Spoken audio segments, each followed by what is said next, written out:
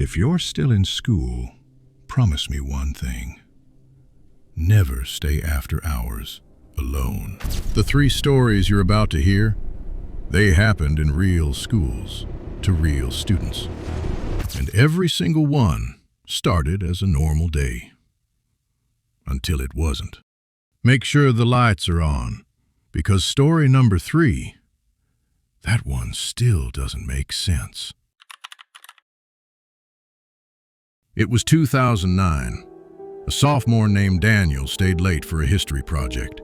Basketball practice ended, buses gone, parking lot empty. You know that feeling, when a school gets too quiet. He was in classroom 214. Lights on, door cracked open, laptop humming.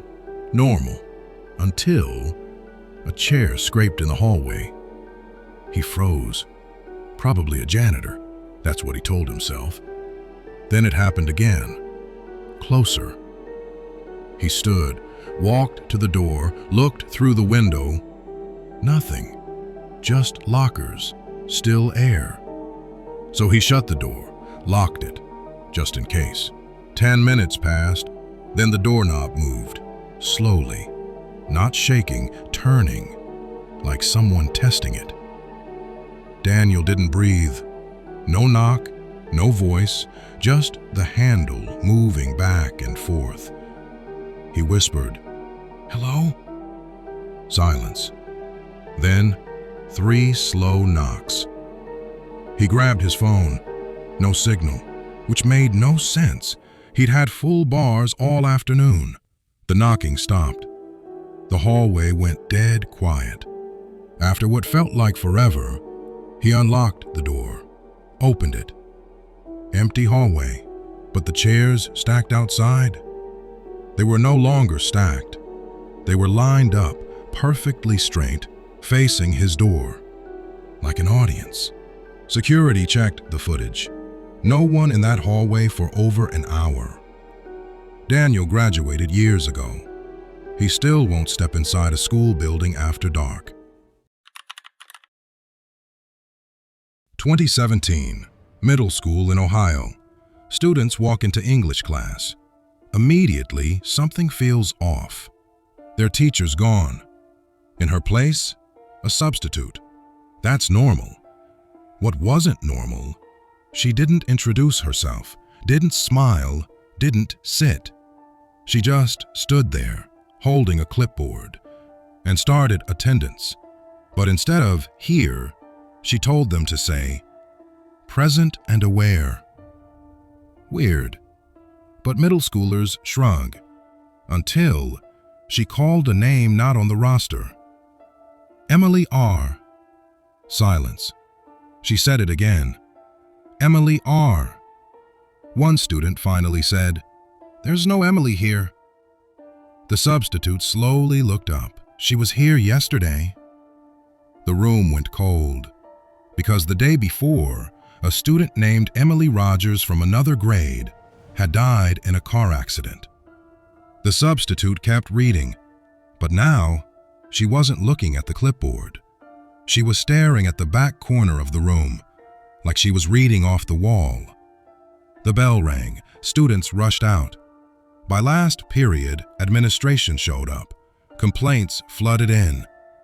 But here's the problem. No substitute was scheduled.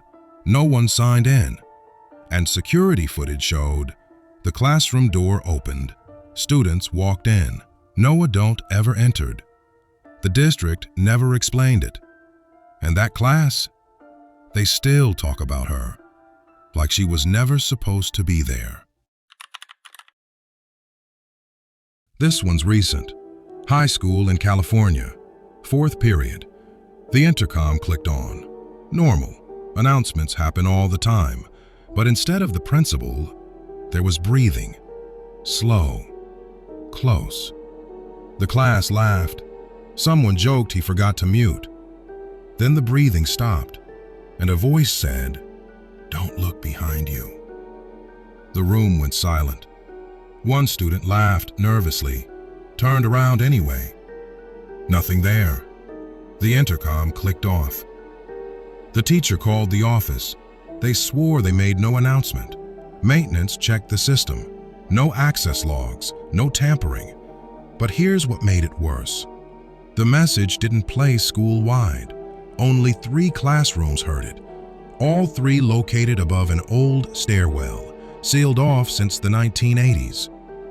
When they checked the wiring diagrams, those 3 speakers were connected to a separate line, an outdated line, supposed to be disconnected years ago. No one claimed responsibility, no public statement, nothing. But students who were there, they all agree on one thing. The breathing didn't sound distant. It sounded close, too close. So let me ask you something. Have you ever experienced something unexplainable at school? Because if you have, you're not alone.